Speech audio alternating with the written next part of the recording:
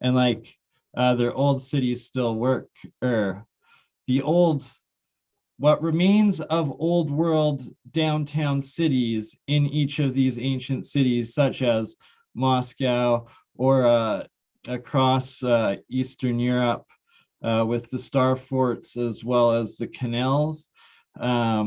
It's that you can see it's also in like Shanghai, China from the 1500s and back, throughout Germany, throughout Russia, and that the canals actually still go through, like for instance, in Russia. Yeah, so here's one in Portugal, one of the star forts, the huge amount of terraforming around it. And amazingly, this one is still in pretty much pristine condition, compared to the destruction of most of the ones you find today, or some of the rebuilt kind of facaded but more destroyed average star fort. But this one, you can see the main four spire star fort design, and then one of these fractal geometric crowns, I guess, going to the west or to the left there of it. And that this great wall of Tartaria that we're going to show you, it's actually one of these, but not potentially, who knows, maybe back when they were built in their prime, each one of those star forts could have been one of these. You know, archaeologists really got to start digging around with the LiDAR and stuff to see, and often they do have vast underground complexes and chambers and caves and buildings, foundations that you find in these star forts. Even like, for instance, the Statue of Liberty is built on the base of one of these. And there's so many with the canals, the earthworks, the artificial islands of this culture, this technology, and this building. It's just insane, the terraforming around it. And then when we show you this Great Wall of Tartaria, it incorporates both, you'll see the canal network going up the Dnieper River. It starts, I believe, either in the Sea of Azov or to the left of it, the Kherson region of Ukraine, where I'm talking about, where this Great Wall of Tartaria, we've dubbed it, and it runs across all of, up from the Black Sea there, through the heart, up the Dnieper River, and then it splits off east across all of northeastern Ukraine, and we'll show you the plotted course of it and go along a bit of it that me and Campbell had gone through and on Google Earth and found, and it's literally every kilometer across this, like thousands of kilometers of there's Campbell, of this Great Wall of Tartaria, that there's one of these buried star forts, the exact same four-petaled basic imprints of these star forts.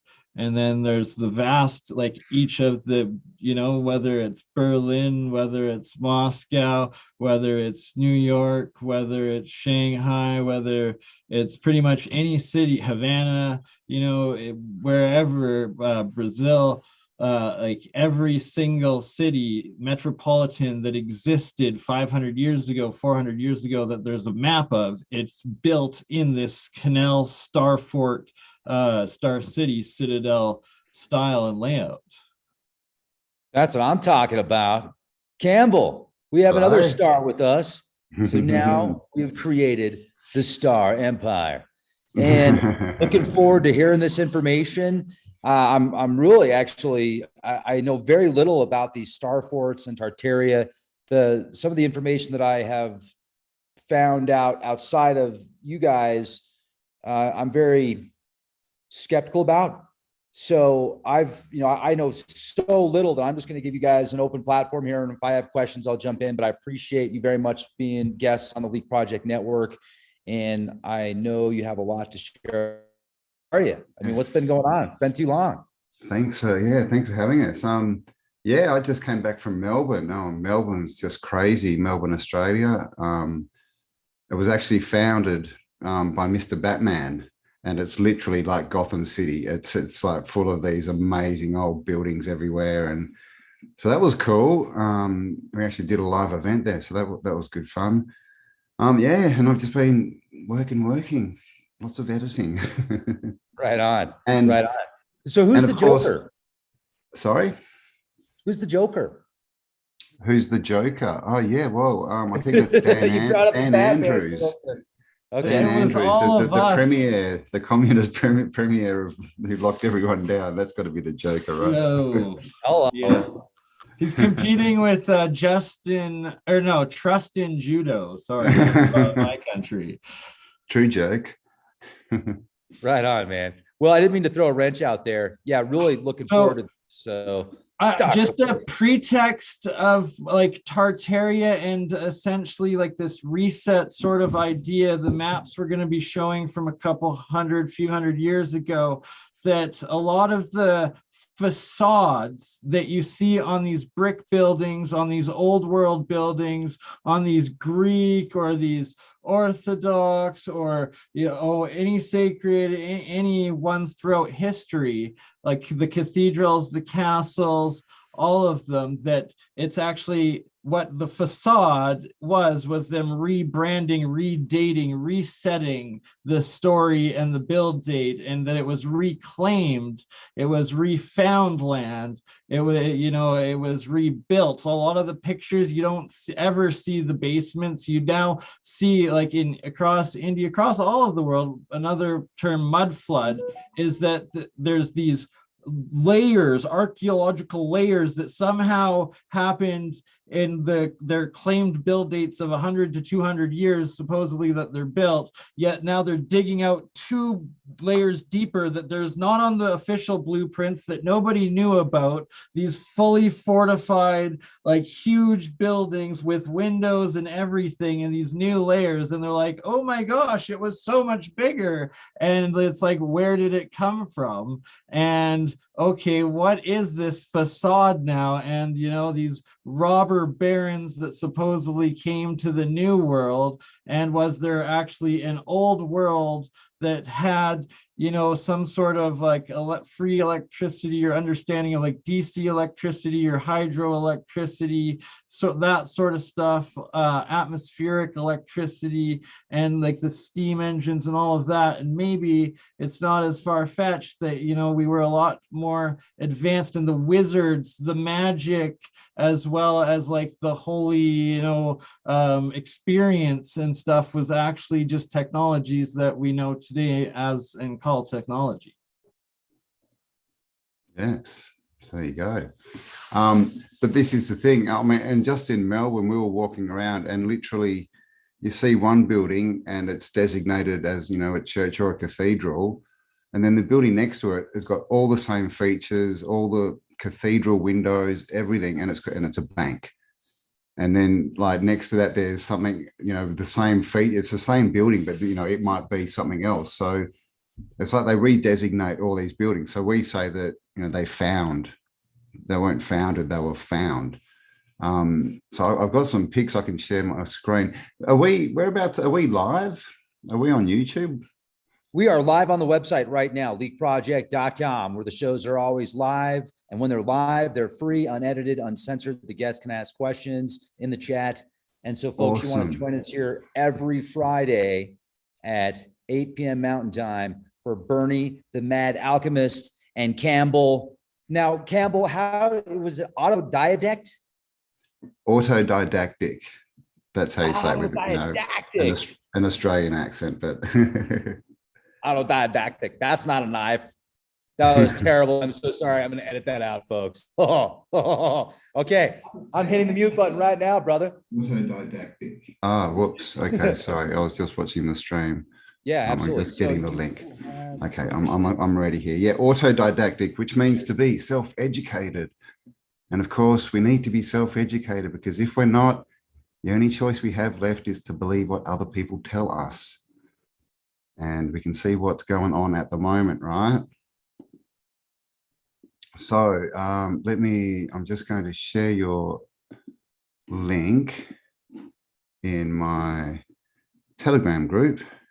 Excuse me. And then I'm going to share the screen. All right. So let's see. Now, I actually, you wouldn't believe it, but I lost my hard drive, decided to commit suicide. So hang on, am I sharing my screen? That's not right. Yeah, that was the screen of all the slides. That was where is it? Picture, okay. There. Okay, so this is obviously our cathedral. So this is what we look at a lot with, this is what we call Antiquitech, because all these features, we see them just everywhere, all these, spires and bits and pieces. And, we started wondering, what is it all? And when you look at the makeup of it, this is all, they're basically antennas to pull in etheric energy. And you can see it, the domes are also, how do I move this? Also in there, but we see this stuff everywhere. And this is like a house, what we're told is a house, but you can see we've got these same features, these same spires on the high bits, lots of iron. And when we see a lot of this stuff that's been, demolished and the columns and things, they're all full of rebar and iron and all this iron strapping. And then we get these photos, 1904, St. Louis, Missouri, World's Fair. So this is a later one, but we've got pictures of these types of things from the 1880s, like literally a couple of years after electricity and the light bulb and everything was supposed to be invented. We get these pictures of just lit up, cities with the World's Fairs. But there's no explanation as to who put the electricity in, where all the wiring came from, how all these things, like everything we look into, there's no story of how they were built. It's literally, this guy built it and they give you one name. And then if you look into, where was the rock quarried, where did the glass come from, where did the metal come from? There's no evidence for anything. It's really bizarre. But I mean, look at the intricacy of this spire, right? You can see some wires hanging off there. So we're told this is all, for the glory of God. And I mean, look at the size of this place too. You can see the people down here, doorways up here. And so, what is God, right? What is the glory of God? What are they talking about here? This is an old world city, a picture from, I believe it's in America, like one of the World's Fairs. But we see these everywhere. These, I don't know what they are. What are these, BurnEye? Some kind of grid antenna, but they're wireless. Waveguide antenna. Sorry, yeah, I will hold myself for the questions and not interrupt you, especially from you in Australia, me in Canada, and Rex in Colorado there recording that. I don't want to screw it up and talk over each other. So yeah, it's fractal waveguide antennas, and they're for harnessing and transferring atmospheric electricity, and it's the electrical potential differential between the tops of the spires, and then, as Campbell mentioned, the domes, and then they have these iron connecting rods, and they try to claim that rebar is a recent invention, but you go into these cathedrals that are thousands of years old, and they're connected from these metal domes down through the red bricks. And it's that also lately they've come out and stated that these bricks can be used as batteries through these superconducting materials and the dipole differential between it. And now I will shut up and let you go back to it. Yes. And so you can see like just all the buildings, and this would probably be designated a government building, but same thing, right? Domes all over them, spires, these what are called sort of belfry bits up there. But the other thing is they're all in horse and cart, right? And they're surrounded by these amazing buildings and this architecture that, we can't replicate this today. And it looks like, free energy too, right? Or at least remnants of some kind of free energy, system, but we just see it everywhere. Another dome here, and we see this a lot, this antenna, and see how it looks kind of cross-like. So they'll leave that and say, oh, it's Christian, it's Catholic, but they're not. They're just antennas. And then, sometimes we see the half moons, and they say, oh, that we'll designate that as Arabic or Islamic. But then you go into a country that's not Islamic, and you see the same thing. But it's just the intricacy and the detail they put into everything. And the thing is, I mean, look at the information that's encoded. Just looking at this, you could sit here and stare at this for hours.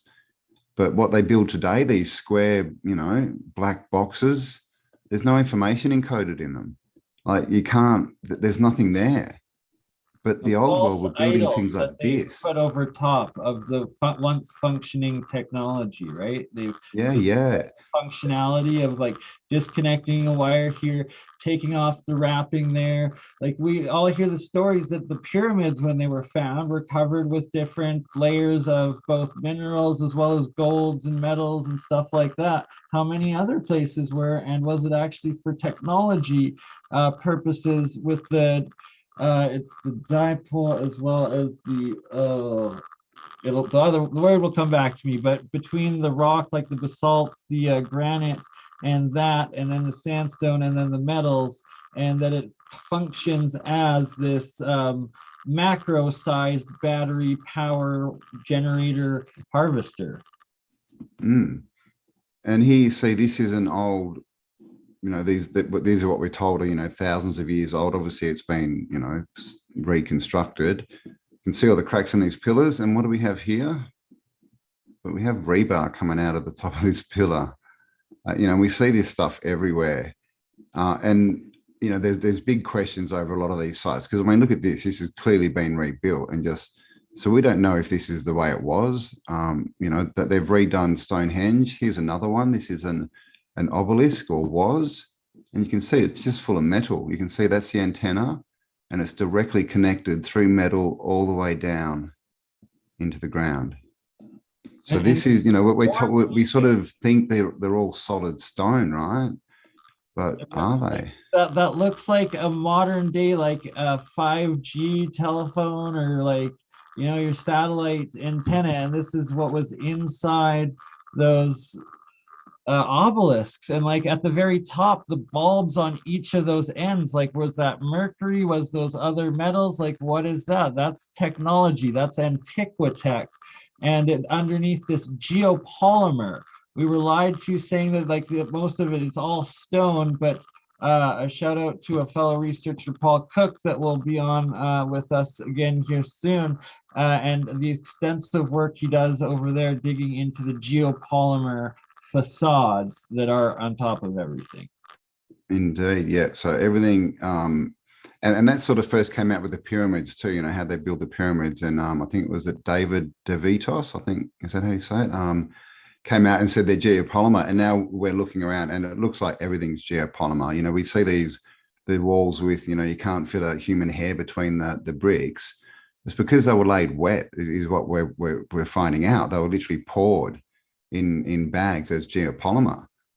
And then we get things like this, right? We get this, you can see, we've got this city built up, but they're doing excavation work, and this happens all the time, right? They go to build a new building, they start digging down, and you can see these would have been popping out of the ground, but clearly goes down. There's even looks like a doorway down here. There's another one sticking up here, and it's got a whole building underneath it too. So this is what has been termed the mud flood. You can see how much that is. It's as high as that at least. A lot of buildings seem to be half underground. That there's been, a catastrophe that we haven't been told about. And, catastrophism used to be taught. It used to be common knowledge that there were regular catastrophes. But that information has been held back from us for the last sort of century or so about these regular catastrophes. But, the evidence is everywhere. And I mean, look at this. This is just a church, right? They're just all the same features. And this, of course, we see heaps. These doorways, and they're so big that they literally go and they cut a smaller doorway in for the, because why so big? And you get this in Australia, which is a brand new, colony pretty much. When everything was built, everything was supposed to be built 1860s to 1880s. When Australia was less than 100 years old, and they build things like this in Australia, 3 times as big as they need to be, which requires 3 times the materials, 3 times the workers, 3 times everything, which doesn't make sense. But I mean, just look at the intricacy they go to for these chapels, right? And these, when you look into it, these are all electrical components. And then, of course, we have these array of it, right? And that, imagine that there's probably, they were coated in gold or silver or at least copper, the actual conductors that, maybe when like an electrical, like a thunderstorm rolls in or something, maybe the whole building probably powered up, sort of exactly. thing. Yeah. And of course we have these cymatic, shapes and windows, the rose windows, the stained glass, they're all cymatic shapes. And the shapes and the motifs and they're just repeated on all these buildings, from Australia to America to Europe. It's all the same, which is what, is telling us that this was, a worldwide previous civilization. They just kind of say, oh no, it was built like that because it was a revival style or, something, like this, but was it really? And here we go, right? This is the US Capitol. Campbell, I'm glad you brought that part up. I had just written notes on it. It's the cymatics, and lots of it's like the octaves, the actual octave scale of the cymatic frequency that are in those glass windows, and that the organs play that exact same sound tone, that then that fractal geometry is actually a two-dimensional waveguide antenna of the structure of that same shape of the, we've seen a lot of the hydrogen atom repeated in it, as well as the solfeggio frequencies and the Schumann frequency, and then the octaves out of the sound and in the actual organ harmonics itself. Messy desk. Yeah, so here we go. Piano notes. And as you can see, these are all cymatic. A sharp, B, C, and they're all these cymatic shapes. Now you get these, obviously they look like, things like snowflakes. Excuse me. But we also see these in the work of Dr. Emoto, where he freezes water, and through intention, he either speaks to the water or sticks notes on it saying, I love you or I hate you.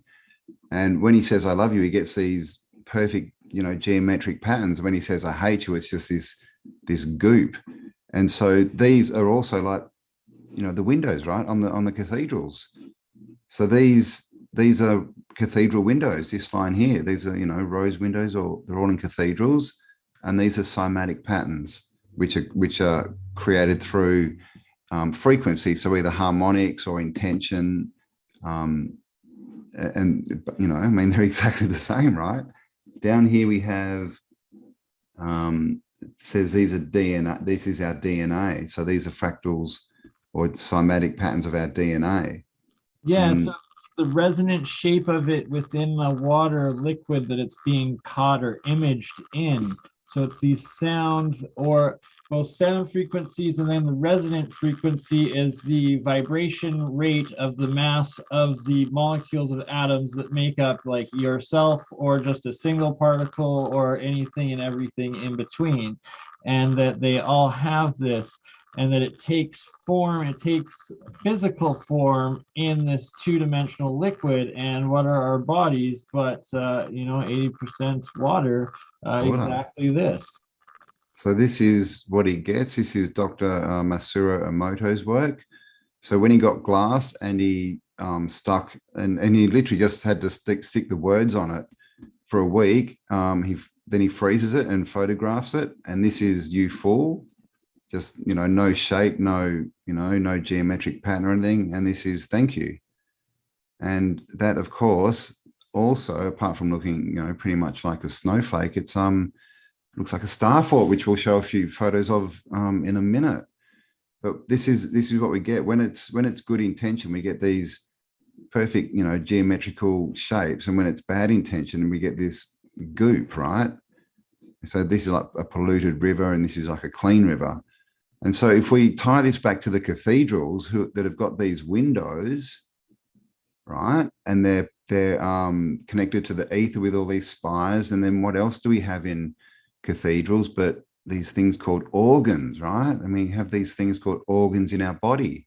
And we just saw the DNA, cymatic is the same as some frequencies in these windows. So what this is all looking like is these are healing factories, or not even healing, wellness, I guess, just to keep people well. They were pumping out frequencies into the greater communities, but also you could go in there because in all these places we have domes, and under the domes there's always these cymatic patterns and like this place you can stand where the sound's focused. Here you go, this is all music, Mozart, Imagine, and this is I Will Kill You, right? Peace, thank you. So this is water from a polluted river, and this is the same water after someone's offered a prayer to it. And so this is what BurnEye was saying, we're 70% water. So literally every molecule of water in your body is making one of these shapes.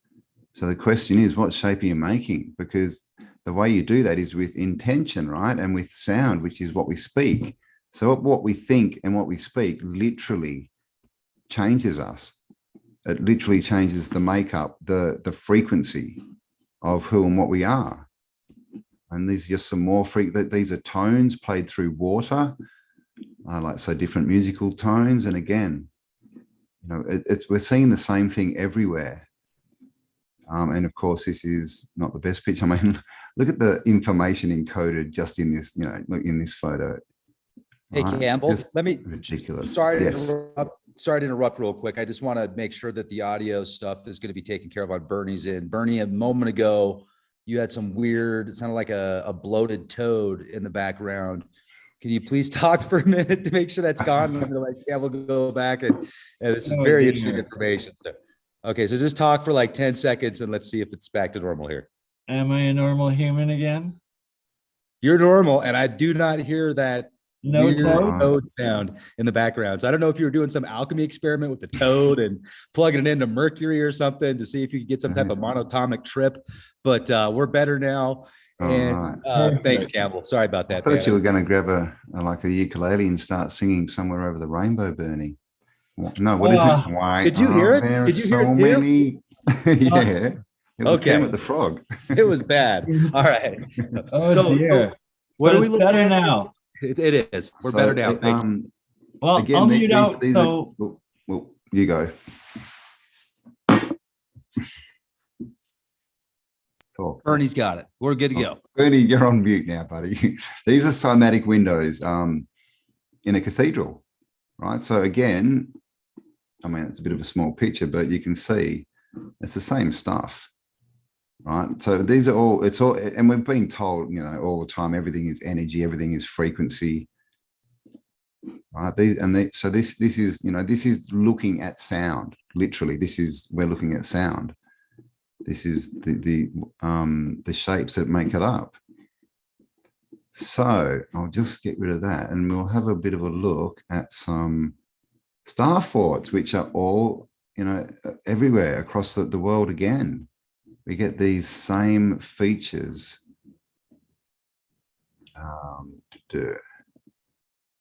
So this is a star fort. And so this is, it's actually like, they call them star forts. They're, clearly not built for war, but they try and tell us they were. But this is like a citadel part. So this is just a smaller part of a much bigger structure. Because what we've now found out is every city basically was a star city. It had these stars around them, but they were all walled, and you can kind of see a bit of the old wall there, but also cymatic shapes, right? And look at this, these are the moats, we're told, right? Because we're all taught that castles and, were these square buildings with a moat.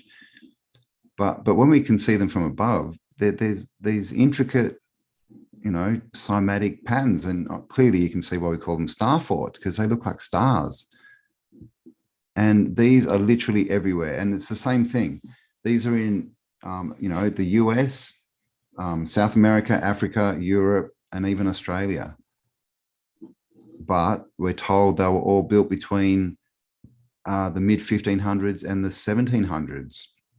But Australia wasn't found until 1788, which causes a bit of a problem. This is in the Netherlands, and as you can see, this is 5-pointed, and in the middle we have a pentagon, and then on the outside you'll see there'll be 5 detached 1, 2, 3, 4, 5 bits. Then it sort of explodes out, but they're all based on geometry as well. There's another 5-pointer. And these things are literally everywhere. And this one is a bit more intricate, but just to show you the size of how big they are, like this is a big 2-story building. And this is actually a close-up, a different angle of the star fort picture in Portugal that is the cover photo of the stream itself. Yes, yeah, that will be coming up. But yeah, so you can see that these were, I mean, this was almost a city in itself. That's like a castle. This is a 2-story building down here. These are all 2-story buildings. So this thing, I mean, you can imagine the amount of rock and material that went into this, without even talking about the effort and transporting it there, because they're all built on, on hills, right? Here's another one built on a hill. So you got to get all the stuff up there. I mean, the truth is that the hill is probably, the rest of the staff being covered up. But, again, we look into these stories and they just don't make sense. That they kind of say, oh, well, they were having a war, so they just built this fort in 6 months. The soldiers just whacked it up. I mean, this is Fort McHenry. This is in the US. And all of these at a time that supposedly there was no electricity, no power tools, no nothing, right? So it's like, how? And like the moats, the water, the canals that connect it all, and that we'll show you some maps here before it's all done of the old world cities of them, and then the canals that connect through. It's across the entire continents, and the amount of terraforming, and then it makes you take a relook at like even North America and the Great Lake canals and all of that, and over through Eastern Canada and stuff, all of that. But that's a story for another day. I will let Campbell continue into it. Yes. So in this one, I think this is in the Netherlands, but in all of them, you'll see this is a cathedral. They've all got these cathedrals sort of in the middle of these star cities. It's all connected. It's all one system. And of course, there's water everywhere. And what we're discovering now, again, Paul Cook's done some good research on this, is all these cathedrals seem to have these big cisterns under them, big water holding tanks. And so it's almost like, they were the charging sort of stations that were charging the water, right, with all these good frequencies. And then that was going out into the fountains, right, because the old world was full of these fountains. And then we get these funny stories. Again, I was in Melbourne, and the story is that it was built like it was fully, like there's a picture, and it was fully built out in 1884. And then the story is, but they had no plumbing until 1889. So they want us to believe that they built the city and then they went back and what? Everywhere, but no public, no toilets in your house. There's like, fountains everywhere. But yeah, how do you retrofit a plumbing system or a sewage system, right, under a city? And if you're that advanced to build a city that fast and that big, I'm pretty sure you'd think about sewage. So we just get all these silly stories. Here's another one. This one, I can't remember. I think it's in Europe somewhere, this one. That might be in Asia too. That one might have been in Asia. There's lots throughout, like there is a lot in Asia, yeah. China, Korea even. Yep. And they're all these different, they all sort of seem to be designed for the space, for where they are. They're all slightly different. So, and look at the river there. Look at the canal city that it builds in. And it's like, we'll show you these maps that are like 500 years and older, that it's like they've already built that canal. That river has already been built. And then you go in and you look, it's all megalithic brickwork, this ancient, like huge stuff that there's no accounting for, but clearly it was made by some sort of civilization at one point, but not who they're claiming did it. Exactly. I mean, that's another thing we've noticed is, you know, if you've got a river in your city or town, go and have a look at it and check out the shorelines. And you'll find, you know, a lot of these shorelines are man-made. And you know they're a man-made canal because so many of them have like equidistant banks, right? For they're dead straight. And not just that, though. I've started noticing lots of them, and especially through the Great Lakes area in North America. And I started noticing these Tesla valves built into it. And it's like, suppose the Tesla valve is like a valve system of hydraulic pressure that Nikola Tesla invented that like actually steadies the flow rate and like prevents currents, erosions, gives you the straight everything and keeps it perfect. And it's like this was already pre-built in before and created before Tesla even existed. And then you start seeing these repeated over and over and over and over and over again in all of these old world star cities. Yeah, it's just mad. And I mean, the way we got onto this is we just, you know, you look at the story they give us, and then we go out and we actually look at what's out there at the actual, sorry, I'm just playing with my screen again. At the actual what we've got in the physical world, and it just doesn't make sense. The stories do not match up. And this is a top view of that one that we were looking at before, where BurnEye said it was the thumbnail. In so Portugal, this is in Portugal, yeah. And I mean, look at the edges here. And these are, I mean, we saw how big these buildings were. These are huge. And look, they just these perfectly straight, you know, angled geometric legs. I don't know what they are. So Campbell, I gotta pause you on one part of that. So what me and Rex were talking about prior to you joining us is that we took the same picture from the Ferram Foundation research, and it's that he actually took this one right here and did his geoglyphs to it and got that same geoglyph map out of this particular one. So now it's the potential that each one of these could be the same geoglyph network, and as every Citadel's earthworks now, the map to everywhere else in the world. And boom, does that rewrite all history? Like, whew. Yeah. BurnEye's excited. So what he was saying is each one of these points coming off, if you extend them out over the, you know, the world, they'll match that they link up with other, you know, either stars or old world sites, or, you know, so there's this map, there's this grid, you know, and that's what's being hidden as well. And you know, we theorize that it was tied to free electricity, you know, free energy. And that's of course what they've taken, right? They've stolen the power, you know, and then now they get us to go and vote, you know, to keep them in power. You know, it's crazy, right? We're just everywhere. Like this is just in the middle of some town, and they, you know, it's been turned into a sports field or something, and you see this stuff everywhere. Oh, sorry, BurnEye, I thought you were going to speak. Oh, so I was just going to say a little pretense of like how you're saying the power, and that that ties back into another awesome researcher that Rex you've had on before as well, that me and Campbell have done lots of work with, and we're going to do a couple more coming up with Michelle Gibson and her circuit board Earth, and we're going to try to have her, Paul Cook, and the two of us together again for putting together these power systems. And now it's like a battery. The Starfort is also known as a battery.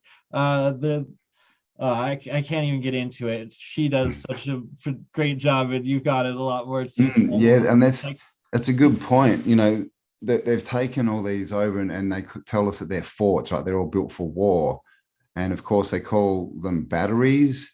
You know, when you've got your troops, you charge, right? Charge.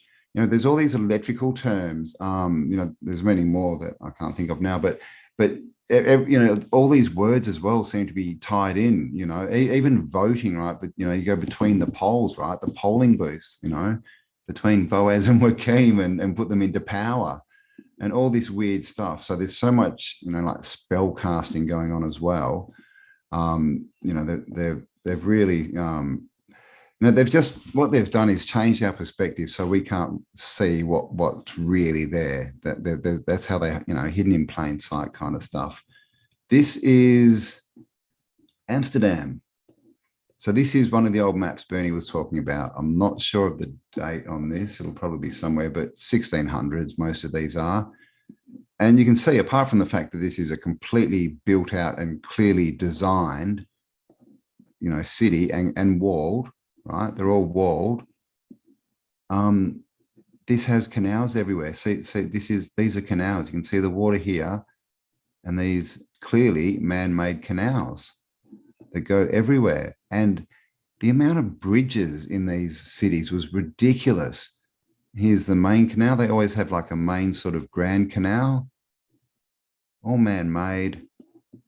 And then for some reason, they always seem to have an island, some kind of island in them. Kind of looks like an industrial trade area within the city sort of thing, but kind of like how you see rail yards, but it's more like, what's that Italian city where the shaking hand there? Venice, right? It's Venice, like every city was Venice, essentially. Yeah. What it was in this realm and world. Only a few hundred years ago, every single city, as we'll show you, because you can literally Google any city of the old world from the 1600s and back, and it will come up in these star fort shapes, and every single one is like Venice, and there's canals everywhere. Those were the highways of the time, but they were also so much more, with all of like this hidden technology, infrastructure, and buried history. Indeed, yeah. And you can see this one, again, always got these big cathedrals in the cities, but here's one of the stars, right, or batteries attached into the wall. And there's even another one of these more sort of irregular shaped ones out here, but they always have these stars attached, to these star cities. And again, the canals, and, you can see this is a big island kind of thing as well. But the thing is with water's free energy. You float a boat, you use the current, right? The current. You have the not a windmill, but the water wheels. What are water wheels? Water wheels are harvesting electrical, like power. Not necessarily, it could be electricity just as much as it was the physical power and mechanical power that they used out of it. What's to say that, windmills and water wheels weren't actually generating hydroelectric and wind power a few 500 years ago? Indeed. I mean, yeah. And this is further back, if the big reset happened before, and then, just the leftover remnants after some sort of giant catastrophe or something like that. Yeah, exactly. Which is what we see everywhere. This is a drawing. This is New York City, right? Battery Park is because this is what was there, a battery. And also in New York, I think of another picture, Wall Street is literally where the wall of the walled city was in New Amsterdam. This is Hamburg. And again, you can see these cathedrals, and look how massive they are compared to everything else. And these canals, the water, walled city. And can we see the star in this one? No, sometimes they're in the wall, sometimes they're different, but it's obviously, they're all set up to harvest something. I just had this like epiphany that, like, if this isn't the biggest evidence that pre-Columbus, because this is all essentially the time right before, right after Columbus, but this infrastructure would have had to already have existed for like hundreds of years prior to Columbus, at least, and the maps do show it, that all of the infrastructure and like all those ships, those are all seafaring ships you see docked in each one of these cities. And they're trying to tell us at that time there was no global travel, no like human global civilization, yet it seems it's all seafaring, all water travel, all like, it just backwards. And all geometrically perfect. Excuse me. Perfect. And the thing, we kind of discovered these, right? Because now we can see them from above, a bit like the Nazca lines. So how are they doing this? With the level of technology, how are they even designing and laying these out? Because these are cities. We're not talking something small. This is what we're looking at here. This is a city. This is, Palmyra. Is that right? Palmyra. I can't pronounce it properly, but this is a massive city, right? And we're told that they were just built by these sort of band of people, just in a 200-year period. But then again, the problem, like Bernie says, is you go to the US and especially Canada. Canada's full of them. There's star forts everywhere. So because the story is literally, they say they were all built by the French or Italians between early 1500s and 1750. And this isn't, every single city that you get a map of, they're all like this, all slightly different, but all clearly the same, components and designs. This is New York. So this is actually an overlay. Someone's overlaid a modern map and put an old map on. So you can see that's the Battery in Battery Park. And see this wall? That's the wall from the old world city. That's Wall Street. Wall Street. It's called that because it was literally the street with the wall on it. And this is all stuff that we're just not taught about. Wall. Sorry, Kim. Well, before it's all done, we're going to show you the Great Wall of Tartary. That is that exact same wall shape. You're going to see, we're going to show you that exact same wall go all across Ukraine and all across Siberia, larger, 3 times, 4 times larger than the Great Wall of China. The exact same as you saw Wall Street's foundation is and was. Yeah. Another thing you'll notice is all these buildings, apart from the roads being very, irregular, they're all red brick. Everything's red brick in the old world. It's all red. It's bizarre. I mean, they were all bluestone. They did use bluestone and a bit of sandstone. It's not bizarre if you take in the context that red bricks could have been used as batteries. As batteries. This new understanding of it that could be this ancient technology, and batteries built of bricks that are batteries that are called batteries that could be battering everything. Of makes sense that it's all red brick. Yeah. And this is what these cities look like. So we're not talking, small little towns. We're talking massive structures, completely built out, domes everywhere, the cathedrals, all these old world buildings we see everywhere. This is what was making up these old world cities. And they were all built in these massive foundations and stars, but with, hammer and a chisel and a horse and cart. Right. I mean, we could not do this today. Logically, thinking from a Star Trek Vulcan, the logic, there is zero logic on why people with horse and buggy that were supposedly in civil wars, no power, starving, plagues, all at this time, would then spend the time to dig out and build these extra little shaped petaled islands, these triangles, these extra layers of watered moats.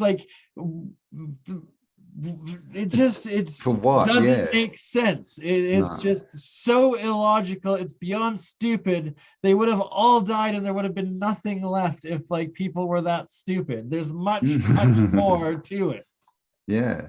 And you see this all the time, right? Look at this, the size of this city, completely built out in the shape on a star foundation. And we come down here and they've built this little wooden entrance, right? So, and we see this everywhere. You see these photos and these old world buildings with these little wooden shacks next to them. Right. And Campbell, I got to pause you right there. That is such an excellent part. And that if you go exactly just down, but closer to the river, right in front of that wood, there's those 4 or 5 wooden shacks right there. And it's the only part of the bank that is green and muddy that has been eroded away. The rest is this terraced stone that was already there. And then you're seeing these metal roofed stone buildings and everything. So it's that these people almost at this time, they were building, repairing, recovering with wood and recovering on something that they inherited and have come across after this reset, after whatever cataclysm or whatever happened, that, you know, it's like, it's just, they were not the ones that really built these structures of that time, you know. It's That's the one. Of course, this is Vienna, Austria, right? And it's in a massive star. The whole city is a star. But, you know, they just go in and they fill them over, and and that's the next question is, why do they spend so much time demolishing this stuff? You know, I mean, but that's also, you know, with these flooded buildings that we see that have, you know, levels underground, and that it sort of, you know, goes along with the story, right? These were found. These were people after some kind of cataclysm trying to, you know, get their life back together. They found these cities, and so they just kind of moved in and used what they could. You know, some of them were dug out a little bit to get down to doors if it was easy, but a lot of it was just, you know, left because they didn't have the technology to do it. That's what, you know. So those maps, literally, like Bernie said, any old world city, you know, especially Europe and that, because they're easier to find, they all look the same. They're all stars, all starport cities. Do you have one of like Shanghai or something? That's a really good one, or Beijing, one of the Chinese ones, just to show, like, you know, we've seen like New York, we've seen all of Europe, and then just to prove like it's identical on this other side. And it's like, we're trying to be told that there was no contact, no global like interaction, trades, or anything like previous these times. Yet they're trying to tell us that simultaneously everybody that lived for the hundreds of years before that time just decided to build these like extravagant, over ridiculous infrastructures and earthworks and terraforms and civilization. Like, it's so ridiculous, and that it's everywhere. It is, and I'm just looking for a quick pick because my hard drive, my portable hard drive, may have got wiped. I seem to have lost everything. But here's a picture. Let me just share this of Shanghai. And the other thing about, you know, Asia is we get these, you know, obviously the Hiroshima, right, the bombs, and we see these pictures, but then we get these pictures of US cities, you know, like Richmond and these places back in the 1860s that apparently went through the Civil War and then they burnt to the ground, and they look exactly the same as the pictures we get of Shanghai. So it's, you know, there's just so many questions. But look at this. So this is, can I make that bigger? Oops, maybe not. So this is Shanghai, and look at these buildings, big dome, right? These are the same, like big columns, a Romanesque building here, tram systems. All the old world cities had tram systems. So it's literally the same thing. We just see the same thing, you know, over and over again.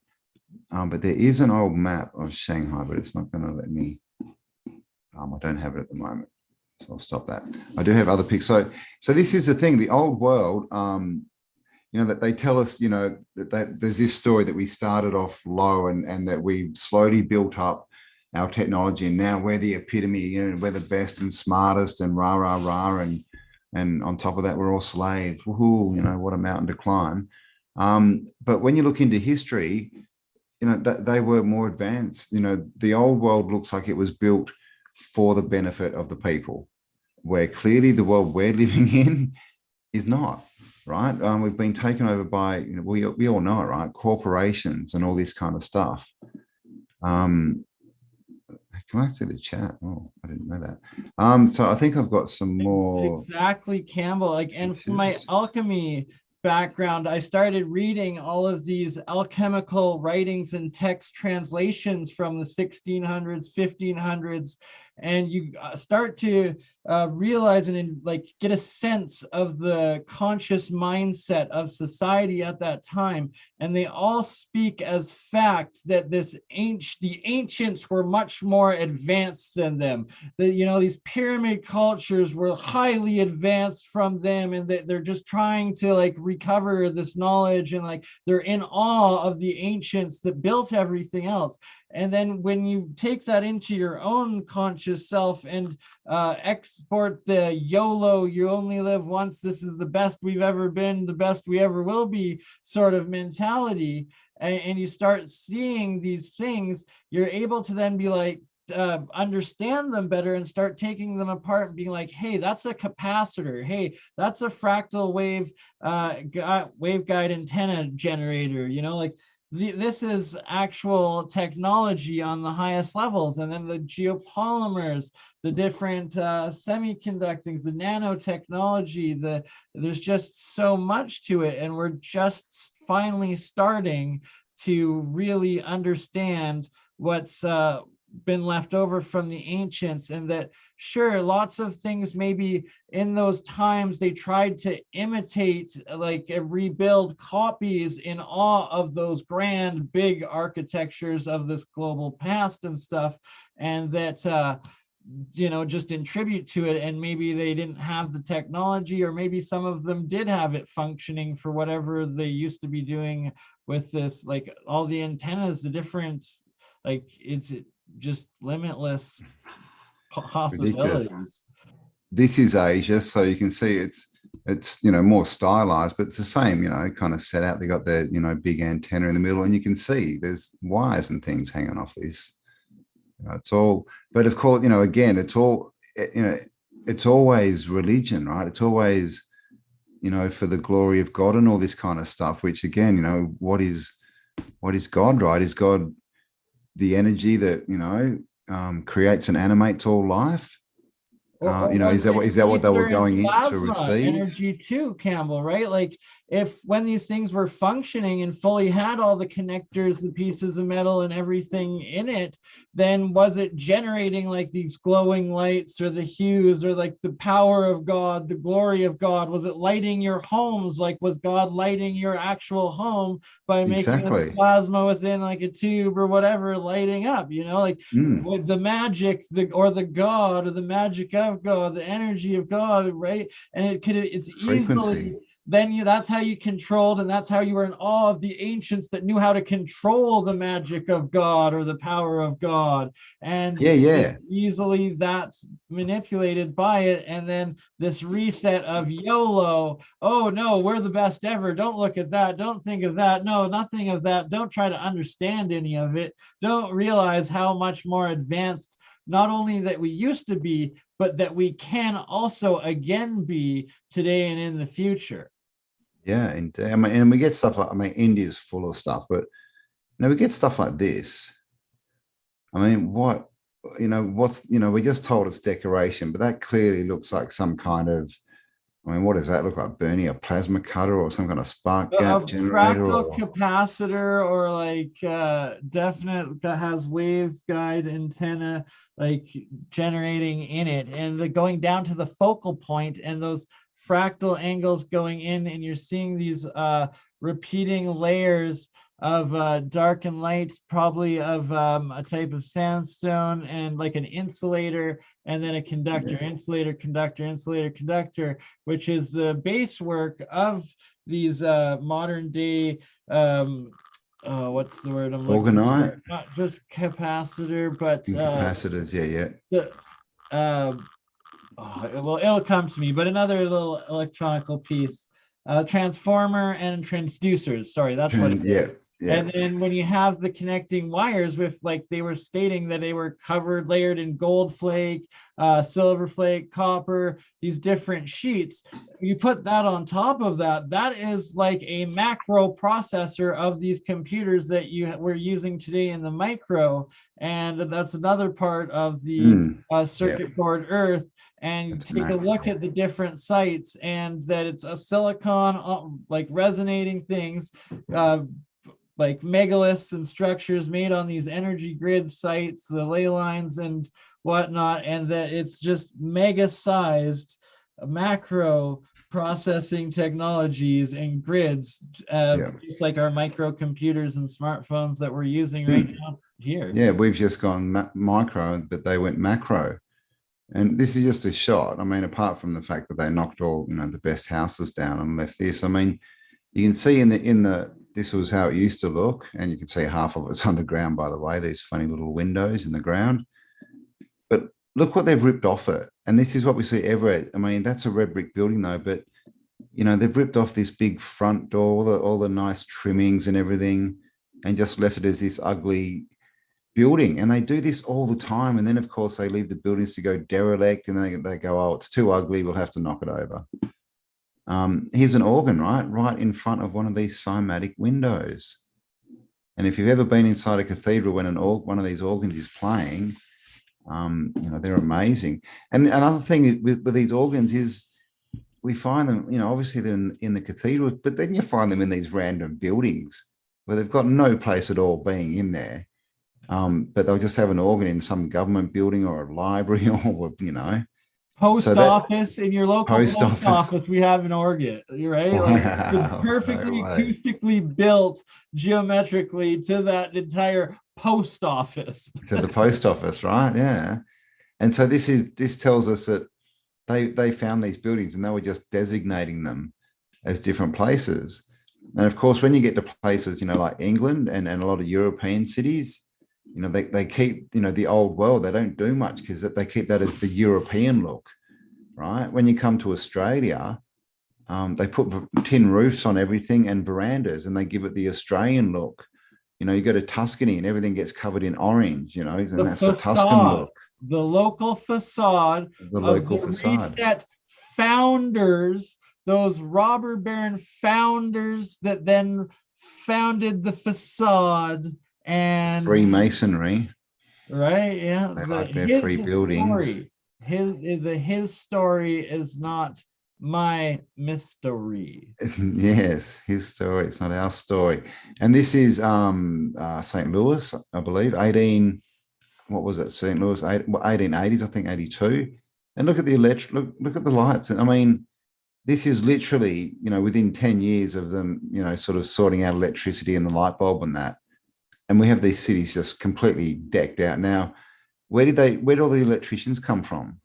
Right, to like the trade of it. How did it just get invented in like a world where you're traveling by steam train and horse and buggy still, you know, that all of a sudden within years you have all these trained people all over, and that these were at the world fairs. And what really fascinated me about the world's fairs is like their story that they were claimed of just being like made of like paper mache buildings sort of thing. And then the ones where there's actually still leftovers, like in California from one of the world's fairs, it's all actual giant marble freaking building statues and stuff left over. And like the canals, like, oh, okay, so you're gonna tell me that you're gonna just paper mache wood over these canals, fake giant palaces, but then do all the terraforming for the canals and all the water and that intricate, it just doesn't make sense.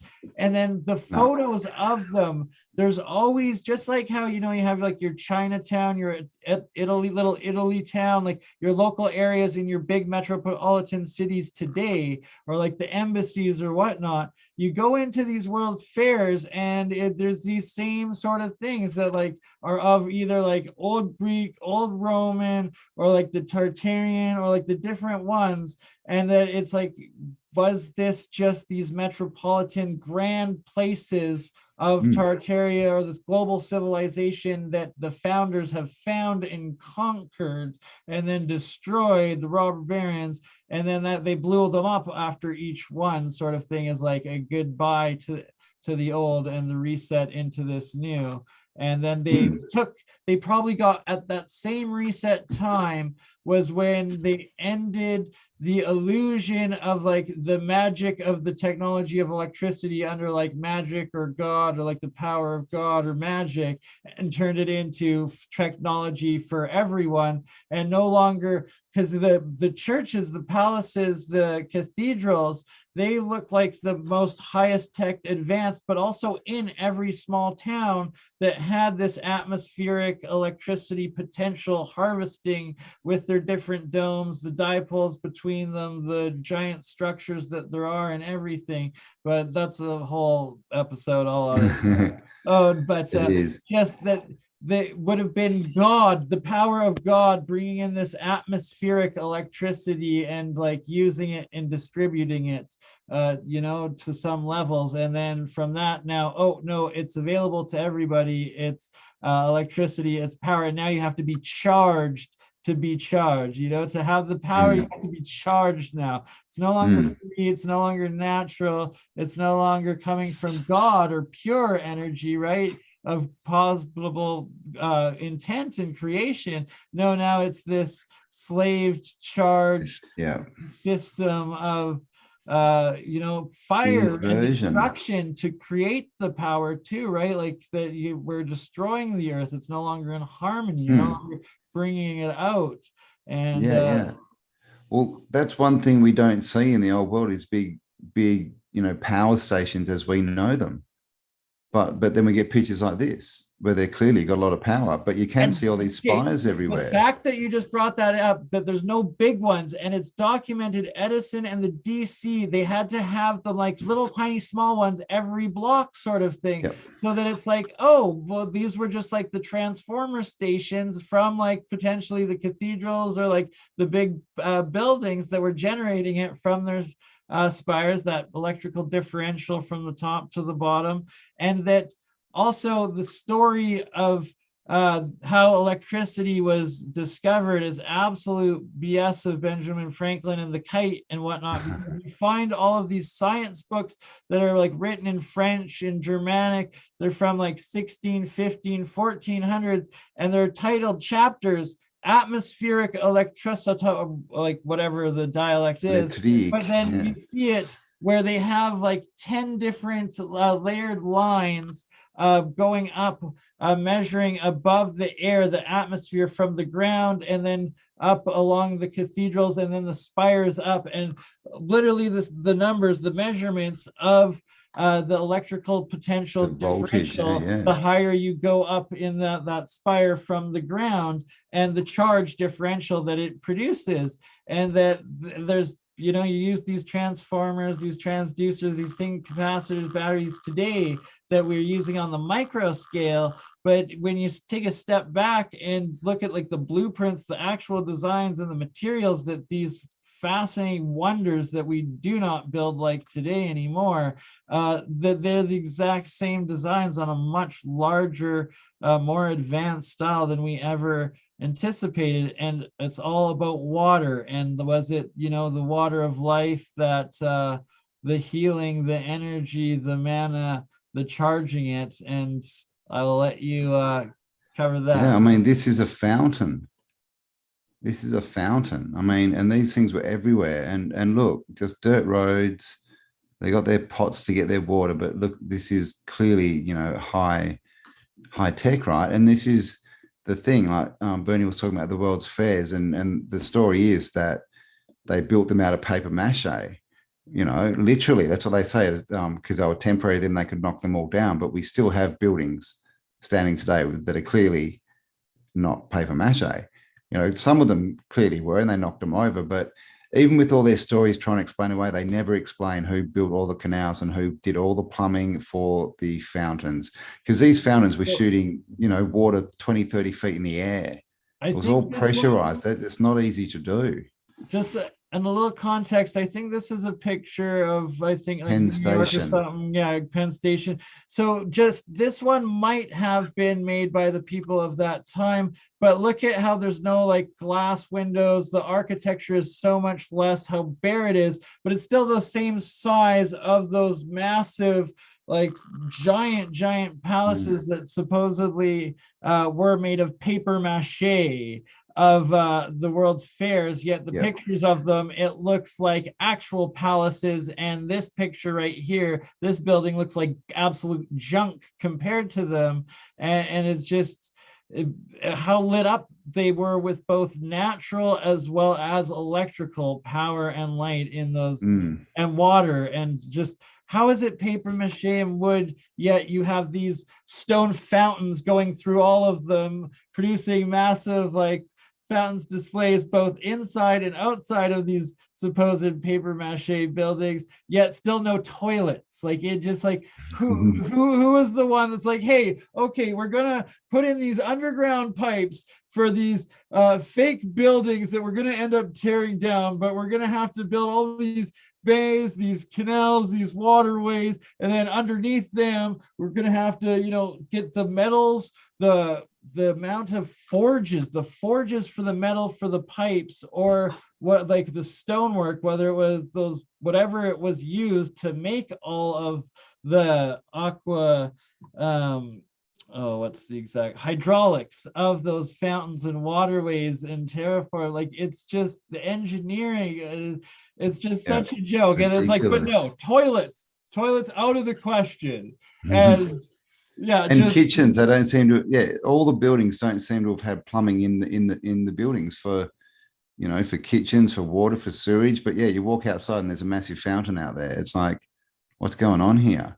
I mean, look at the size of some of these cathedrals. I mean, these are people. I mean, you know, the time dates we're given of these being built, it just doesn't make sense from the skill level, but also why make it so big? Why make it so hard for yourself? Why use, you know, literally 20 times the materials that you need? You know, why try and work up, you know, 100 foot off the ground when you don't need it? Just doesn't. At a time with no supposed electricity or power, and you're using your own labor, horse and cart, and no, sorry, no.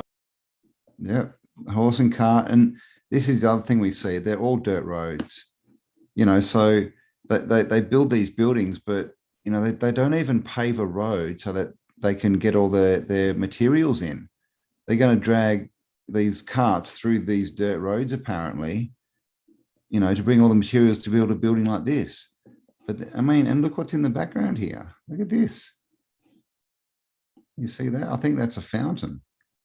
And again, that just looks like a cathedral spire, which is another, you know, we just get these repeating patterns. I mean, look at this. Like, seriously. Like, so you can't even pave your roads, so it's going to be harder, more injuries on your horses, like the more breakdowns on your wooden wheels, like just, you know, absolute disaster of your daily commute, daily lives. You know, you're going to not focus on that. Instead, you're going to build useless towers or like fountains or obelisks instead, you know, of you saving your daily workload exponentially and your horses and like your profit and your energy, you know, like it's the stupidest, most illogical BS. Like the more you think about it and look at it. Yeah, well, there's a channel, Whistling Diesel, on YouTube, and he's got he does all these things with cars, and he actually got wooden cartwheels made and put them on his four-wheel drive and went for a drive, and they lasted about 20 meters, and then they just snapped right? Under the weight. He's an amazing like redneck mechanic that like just absolutely kills it on the wild side, but like it, you know, there's real science and stuff coming out of it too. But like it's prime examples of just how impractical so many of these claims are. And yeah, he's an Amish mechanic YouTuber, like just wild guy. If you haven't seen the Diesel, he's done some cool stuff. But I mean, so that's it. I mean, even my background here, I mean, this is a library, right? I mean, they don't build them like they used to. Everything in the old world was just ornate, just covered, and we're just told it was just all for the glory of God. But then you go into a bank and it's the same. You go into a mental asylum. I mean, those things were the biggest buildings, you know, in every, you know, town, city of the sort of late 1800s, 1900s, and with all these amazing gardens, and they're called, you know, lunatic asylums, but they look exactly like what they call a palace, you know. Right. The prisons and the prisons are all castles. What you're going to make them identical to your castles, your government structures, your holy sites, and like no, they were all of these founded buildings that had a facade put onto them, and they were used for, you know, either the reset and reprogramming of that time, or given to the robber baron elites to do what they want of it, and then like this one final show and then disassembly to our modern practicality and usage. And I'll show here, when you're done with the photos that you have, Campbell, a clip of our Great Wall of Tartaria episode. You've got a clip, yeah? Yeah, I've got it loaded here. You got one? Yep, I'm done. Yeah, I've been hunting for photos. I found a few this morning, but I've lost 45 gigs. Man, that's the worst. I know you're paid right now. I gotta get one of, I actually have a couple of saved hard drive removal, external that's hard what drive I got. For that I just need to re-hook up again, and it should have some good things, right? That's the worst when they do die. That's like, I think I have some gems hidden I got to go through. So hopefully I can recover it anyway. But yeah, if you want to roll that, roll the film. But so basically what it looks like when we look into history is we read, you know, the story, right? The narrative. And then we go out and we look at these cities and towns and old maps and, you know, old books and that, and it's a completely different story. What they tell us just doesn't make sense. So clearly they're hiding, you know, our story, right? And they're turning into his story, like, and Napoleon. Well, if it was Napoleon. Right? Okay, well, I am so confused. Like, I took like a little bit of history in post-secondary, and it's like there was some like 10, 13, maybe is like 7 or 8, but like a whole ton of Napoleons that like, it's like, apparently someone called Napoleon said it, but what they say, history is a set of lives agreed upon. And that's true, you know, because we know, right? History is written by the winners. So if there's a war, or, you know, someone goes and conquers a country, they're not going to tell you the truth about the people that they conquered, and they're also not going to tell you the truth about what they did, right? Because what they do is not ethical. We know this, so we don't get so we're starting from the back foot anyway. But then they've literally gone and they've tried to hide the past, because, you know, we lived in a world where everyone, you know, was peaceful. We had free energy, we had abundance, we had all this stuff, and when you have that, you can't be ruled. Right? Not if you have, you know, an abundance of food and you have land and house and community, no one can talk you into going and getting a job and working 40 hours a week. Right? You can't do it. So this is why they hide that, so that and they tell us this story that we're now the best we've ever been, right? So that we don't think, well, hang on, you know, we're being scammed here, right? We actually sorted this out a couple of 100 years ago, or a couple of thousand. YOLO. And you came and stuffed it all up. And so this is it. You know, the remnants are everywhere. Just go and have a look in your local town and city. You'll see these buildings. You'll see the mud flooded windows that go into the ground. You know, there's forts everywhere. There's ruins everywhere. And the more we look in, the more we're starting to find, and we're starting to put this whole picture together. Actually, you know, before I roll a clip, I need you to find and pull up at least a couple of maps of both like the Tartarian area as well, so like we can give some. I don't think I did maps, did I? There's a one of the CIA's first notes or like statements or whatnot, when it was officially brought into service from like the War Department or whatever the heck it was. Oh yes, I didn't get World War II, was claiming about Tartaria and how the Soviet Union was suppressing and hiding the history of Tartaria, and that Campbell will show here now. We'll try to show that literally this area that we were told was unexplored, uninhabited, was nothing, just the Siberia and like the Orient, nothing. But in fact, it's actually labeled as Tartaria, and that the further back you go in maps, the bigger Tartaria was, and that there's all these lost cities and stuff mapped out in these areas that some of them, most of it's not even inhabited today. But when you go in and check it out on Google Earth, these same spots on these ancient maps, that there's these little castles, townships, settlements,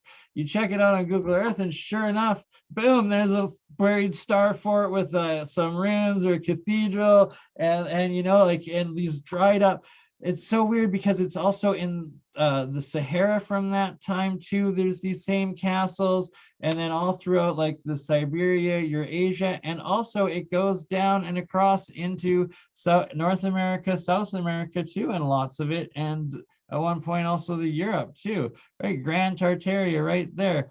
At this point in the map, China is different, Qin it says, but a lot of the time it's Oriental Tartaria or China Tartaria is like Cathay as well. yeah. He's Tartaria again. I think we just saw that one, didn't we? Tartaria. So what's that? China regular. We got Tartaria up here. And entire maps of an area of world labeled as like that is a map of Tartaria. Like the map makers of this time, the cartography, the amount of resources like that they claim and the hardships to produce these, and yet, you know, why would they be making it of this Tartaria if it didn't exist and wasn't something substantial, and that it's just been written out of, and that it, also in the what are the books called? The Britannicas, it's the encyclopedias of those times. The Tartaria was an official country with an official empire, with official flags, official, all of these things. And then you see all these labeled cities on these rivers, these different areas throughout here. And like this right here, this map is actually kind of weak overall. Like you can find much more detailed, right? Like that brief one of like the biggest areas. Yeah, that you can find way more in-depth ones with much more labeled onto it, right? Yeah, like it's not the best to zoom in. I've just had to grab these today because I've kind of lost exactly lost most of my stuff. Sampling, like 5 minutes of Campbell lost everything when his hard drive crashed, and he just Googled it, and this is what we're just Googling Tartarian map. This is what you're going to find. But like as you dive into it, it is a wormhole that will just blow your mind, because the further back in time you find the map, it's absolutely, the city is built as a star city, a star citadel city, and it's usually in an area labeled as Tartaria or a part of Tartaria that's fully mapped, or how much Tartaria truly encases. Yeah, exactly. So the further back you go, the bigger it was, and then it literally it just shrinks until it disappears. And now they try and say that Tartaria was just a region, right? But tartar sauce, right? The we have tartar sauce, you know, tartaric acid. Or it's an Aryan, right? The Aryan nation wasn't Tartarian. They had to morph it and warp it into Aryan, when in fact it was a grand Tartarian ancient civilization, not this racist Aryan BS they spread, but the Tartarian. They had to put tar to it. You know, you're just a fish sauce, right? That add their black goo. Tar, or you know, you're a racist Aryan. Yeah, and look at all these cities. Like all these are cities, right? And look at them. There's tons of them. They're everywhere. Of course, always on the water. And like BurnEye said, you know, when you get more detailed maps, these cities are everywhere. And you look at maps from the 1500s, and everything is just completely built out. And the Sahara Alaska used to be called Alaska. Is always like the the first maps that Alaska appears on, it's always Tartary. It states. Yeah, and it's also just huge in the old maps. You know, Australia is kind of not there. There's just this big landmass. And I've forgotten what I was going to say, but yeah. So Tartars, yeah, they've wiped out. Yeah, and like BurnEye said, the CIA. There's a CIA document that literally says, yes, we wiped out, you know, these people and blah blah blah. Because this was all leading up to the Russian Revolution and that kind of era, where they literally were erasing cultures and bringing in the new you know, the new order. The reset. Right, the new rule, and they were just taking over everything, installing their kings and queens, and we know that they love to install kings and queens. They don't want to be the kings and queens. They just want to install them, and then you know, these people, though, they just whisper in the ears of the kings and queens, and they have power over them. And this is pretty much what happened. You know, there was a catastrophe. People were sort of thrown around everywhere, didn't know what was going. It was kind of like a big MK Ultra, I guess. And then, you know, the opportunists moved in and pretty much took over everything, disassembled, you know, the old world and turned it into something that they could use against us. And, you know, a couple of 100 years, here we find ourselves and we're finding that we don't even know what the past was. It just doesn't make sense when we look at it from a perspective of what we can see physically. It doesn't match up with all these stories in the books, right? And that's the other thing that we know, right? All these book burnings, you know, we all know that the Library of Alexandria, but it went through, we all know, you know, World War II, they were doing it. They've been doing it the whole time. And they're just what's burned destroying in the the information. Vatican Library, and why is it public and, like, you know, for everybody to interpret, see, and try to understand? And also, why aren't there these like AI intelligence algorithms, right? Why haven't they built these linguistical ones to decipher all of these ancient pictographic languages, these Proto-Sumerian, these Proto-Sanskrit, the Proto-Greek, Hebrew, Aramaic, like the Babylonian, all of these Egyptian as well. Like the algorithms, if they program them, put them effort into, could instantly either verify or deny every single like runestone carving, like Crespi tablet, the Burroughs caves, the Idaho or Illinois caves. Another episode that me and Campbell did was called Is America Egypt? And we show a video of Harry Hubbard's Illinois cave and all of his discoveries, and it's almost identical to a lot of the stuff found in both the Burroughs caves as well as Father Crespi's collections in Golden Libraries. And I've gotten in touch with Harry Hubbard, and we're going to be doing an actual interview with him live coming up in a part 2. Nice. And even back to the Book of Mormon, that was, you know, gold tablets as well. You know, it's this same theme. You know, when you look at it from a you know, helicopter view, right, from a broad perspective, you just see these same themes running through everything. But you know, they say no, these people never met each other. They were completely different. I mean, there's literally a picture, and there's one's from Egypt and one's from Ecuador, and they are the same picture. That, you know, it's basically, you know, what it looks like one of the, you know, the Egyptian sort of pharaoh type people. Same picture, you know, the same stuff found on opposite sides of the world. Supposedly by people that never ever had any contact, and these identical motifs and bits of, you know, art that are just the same. And this is what the buildings were. All these motifs, that was a language. You know, I sort of mentioned that it was encoded with information. People could walk up and read that. So, you know, when you see like a gargoyle or something and it's spitting out water, that's saying don't drink this water. So you could go to any country and you'd know what these buildings did. This is something we do need to discuss because of all the petroglyphs and stuff that you're finding and whatnot, that in fact, and like some of the Sapphire projects work showing like the different plasma glyphs and stuff too. But when I've now been deciphering and going in deep and researching, looking at this ancient alchemy pictographic language, it's in fact including a lot of those same petroglyphs that you're using, and it's actually this higher dimensional, like frequency energy language of both creation and design. And I highly recommend people check out, it's called like the 3 principle. I'll just grab it actually to give you a much better idea.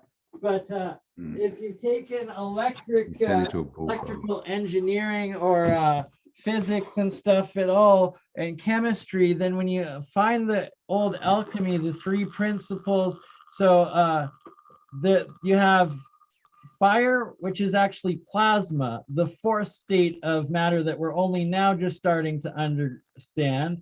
Earth, your solid state, your 3rd state. Water, your liquid, your 2nd state. And air, your gas, your 1 molecule, 1st state.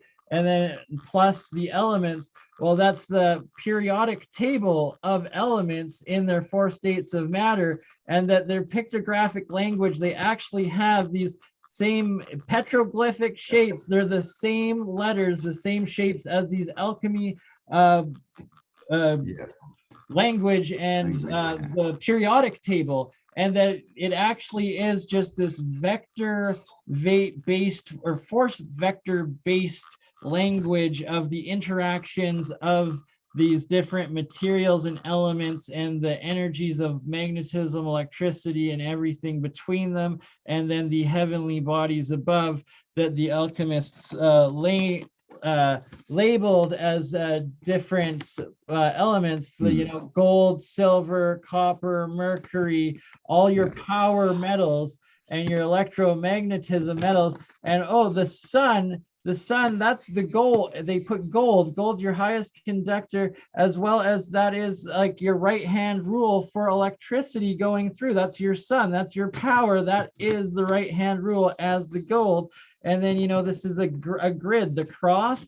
Well, that's where in your vector graph that the heavenly body, whether it's the force of Mercury or gold or silver being the moon, second most, and then like copper, iron, and that where they are in that grid, and is it waxing or waning? Is the power of it increasing or decreasing in it? Yeah. And it's just we see those symbols. For a whole nother stream and day, but but just as they're on the top of all the domes, those symbols are everywhere.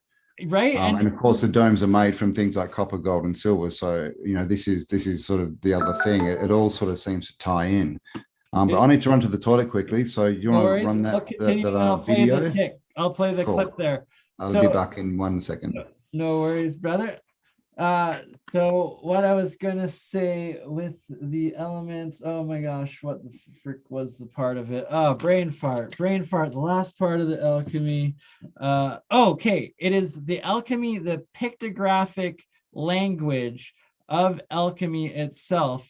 And it's the oldest existing written language across human civilizations. You can find it in these Babylonian texts, the Sumerian texts, the Sanskrit texts, like the Vedas, the Assyrians, the Egyptians, all the way up to the modern day Jesuit orders, the Freemasons. They still use the same alchemy language, and that it's a higher dimensional science, mathematic, universal code, that this is a language that pretty much starts or predates essentially the human farming, villaging, or starting of civilization. It's appeared from the very beginning of written civilization everywhere, and that it's continued the exact usage throughout all of history up until this same time, and that it's hidden, it's occulted. And if you don't fully grasp, comprehend, or perceive the significance of what I'm explaining, it's that think of how much just modern day English or American English compared to Canadian English, compared to UK English, compared to Aussie English, compared to Old English, compared to Latin, compared to French, compared to Spanish, Portuguese, Russian, the Slavic, all these different languages, okay? And also, compared to Cantonese or Japanese, Korean, some of the languages still pictographic written languages and spoken languages, but just as well as Hebrew and Aramaic and Arabic, there's that the further back linguistically you go and deeper into these pictographic languages, the symbol languages, the Egyptian, ancient Egyptian, and that a symbol has, a picture is worth 1,000 words. So a symbol language, a picture graphic symbol language is 1,000 times more complex in each letter than the current alphabet and language that we've devolved back down into today. And that this super highly advanced pictographic written language and also spoken language in the most ancient of times has survived and not changed at all throughout all of human recordings, civilizations, artifacts across time and space on this realm, up until even in your most your up-to-date, just published horror films influenced and written by the pop Hollywood slash power that be slash structure and societies that still use it, including within the churches or organizations or societies within the organization of the larger church or religious structures. Anywho, enough about that little rant on the pictographic languages and how there should be an AI algorithms on these linguistics that would instantly tell you what's real, what's not, and make understandings of all of lost things. Back to the Great Wall of Tartaria that originally Olaf the Sverker, shout out to you, brother, out of Scotland, a Scottish he's an interesting fellow if you find Olaf on YouTube, because he is of Russian parents and descent and fluent speaker and of Russian, but born and raised and living in Scotland. So it's a mix of hard, awesome Scottish accent and Russian English. But he is who has been able to decipher all of these Russian Tartarian sites throughout the Eastern Europe. And this is me and Campbell's working on of it right here. This is the Dnieper River right here. And each one of these is a star fort along the Great Wall of Tartaria. What, three countries. So that's, I guess that's Russia there. I mean, that's yeah, a we bit, didn't even bit make it all the way through Ukraine. We didn't even make it to the Russian border. We're not even through the Russian border. And we started at the Dnieper River. And we also started at the Dnieper River, and then it goes all the way south and connects to the Black Sea. So we only started in the middle and didn't even get through the first country that this Great Wall goes through. Wow. All right, so it wasn't here, was it? On the other, this one. That one right there, yeah, you got it. Yeah, so this looks, you can see just from above, very Starfordy looking. When we get down in here, it's now, they've just mined the whole thing out. And how many years of quarrying is this just to destroy one of these citadels? Not build it, but to destroy it. Exactly, they've turned Mara into a whole industrial area. Running on just destroying it, Oh, and then zoom out. Remember, next to it, there's the steps on this river and this coastline of the Dnieper here. Look at how straight it is. It's a complete built, ancient, man-made coastline or river line along that. Look at that. That is perfect megalithic structures along this entire coast that is now being quarried out. And it just looks like man-made steps or something along there, but look how straight it is. And then, down here, look at this, how straight this is. This is to the sea. It's deep in the heart of, what we see as Tartaria on the old maps. Exactly. On the wall of Tartaria, essentially. Yeah, it's definitely part of it. And all this is...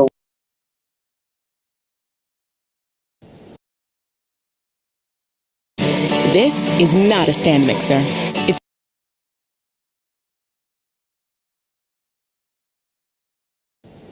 Now you can see that we're not just making it up. Actual full-out starport in the middle of nowhere along a giant wall. Yep, and here is the giant wall.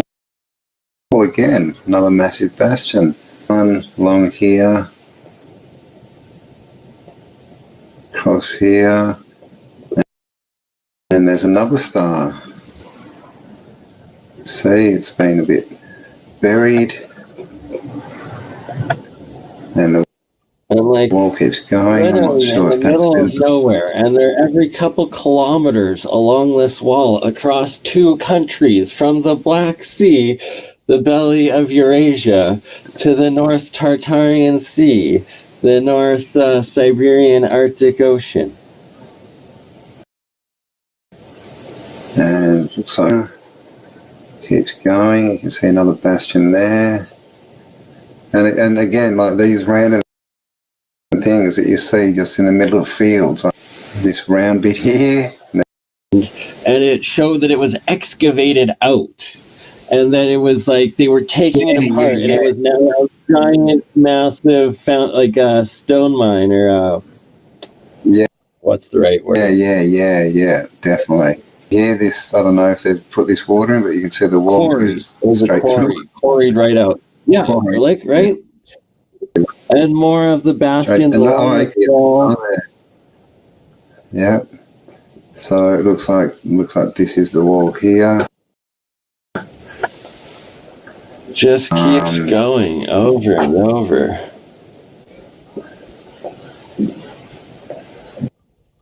Okay, we lost it. And fort. Oh, okay, there's another star. Look at that. There's Another perfect star right there, still in. Yeah, there's the wall above it. Okay, above the town. There we go. There's another one. The wall's coming. Star down here. God, it looks like they destroyed. And you can just see these bastions the whole way along it. Look at this thing. It just keeps going. It's non-stop. It's literally a wall across the continent that's not described or mentioned anywhere in history. Yet is literally the division of the active war zone today, pretty much. Yeah. So it looks like it goes this way. Yeah, there's another big bastion. Another one. Another one there. And here we just huge, just keeps going. Another bastion. Now here. Now what do we think? This way, there we go, there's a star. Another star. Here, another star. Another star. Bastions. You can see it there again. And this one, look, you can see it underneath the field. You kind of see that it goes across there. Oops. And then it pops out on the other side. That's another star. Another round star right there. By the Dnieper there. Hey, all right. Are we back? Yes, we are back. So I'm going to pause it right there. And hopefully people were able to see there that that's the exact same wall, exact same geometry, like probably inch for inch of the design and what was like Wall Street, the wall that was on Wall Street. Yeah. Is Amsterdam, the wall that is absolutely every single one of these Starfort cities, and that you can go in both check out our original Great Wall of Tartaria 2-hour stream on Autodidactics channel, as well as Olaf the Svirker on his YouTube channel. He's got a couple even more in-depth videos of both going through from the Black Sea and Crimea area of Ukraine up the Dnieper, and then from the Dnieper there across all the way east, northeast through all of Ukraine. And then he's got a second episode that he then continues it. And anybody can do this through Google Earth. And what the last part that I was sharing there, that was all of those markers Campbell put in. Me and Campbell spent several hours just watching Olaf's video and then going in through our own Google Earth and pinning each one of the Starfort reference points. That this wall literally goes from the Black Sea, which is, you know, the oh my goodness, connected right by like Turkey, the Mediterranean. It's basically right by the Mediterranean there, all the way up across all of Eurasia, northeastern Eurasia, essentially, and into the what's now the Russian Arctic Ocean, but in the ancient maps that we're showing, I even showed you, it's the actual Sea of Tartaria, or what's always in Latin, something, yeah, but Sea of Tartaria.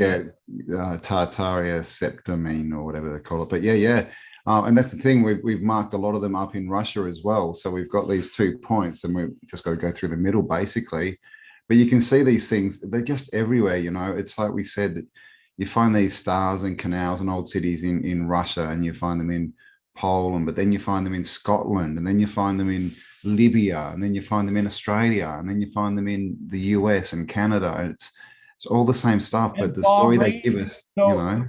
There's one identical of these battery starforts, that big 4-pedaled one, that main one that and I do encourage people to go check out our Great Wall of Tartaria episodes, because there's literally hundreds of these, one every kilometer or two, buried across the thousands of kilometer wall that it is. It's exponentially bigger than the Great Wall of China. There's no history of it, no construction date of it. And literally it's those same wall bastions that Wall Street itself is the shape of, Informer and the Foundation. And every kilometer or two, one of those starforts either buried or still semi-existing, and half of them don't even have official construction date stories or origins. They're in like farmers' fields, all sorts of stuff. And you can take like the LiDAR imaging to it, and you'll always find that there's like these mass substructures underneath and caves within most of them, and all sorts of like buried world stuff. Just not. It's like the stuff in that we just looked at, none of that has any story at all. There's no explanation at all for it. And there's a wall that's... It's not his story. It's still the mystery to make our own mystery. Don't my story. Look into the Tartarian. Indeed. And there's a wall in India that I think is bigger or about the same size as the Great Wall of China. They've also got a Sphinx. And Quebec's still got the wall there. It's like in the city, there's a wall around Quebec. It's Quebec, isn't it? The one that we looked at the other day. I haven't got the right city. Yes, exactly. Yeah. Quebec City, and then it also goes. And that's got a massive star built into the wall. Entire area there. Yeah, it's still Citadel Star City areas, and these canals and all of it. It's crazy. Just exactly what they tell us was all through Europe. But I mean, it's a fully, like, Quebec's just a full old world city, you know. It's got stars and castles and everything in it, and again, you know, it's a new country. I've been lucky enough to go to Montreal 5 times so far in my life. Back when I was younger, I had a cheap free flight thingy, but always astounded me getting a ride in from the airport and then into like the downtown island. You pass all of the cathedrals, and there's like hundreds of them, and they're towering everywhere in like this built out old city on this island, which is probably all reclaimed artificial island, like more Starfort, like, you know, looking back into it.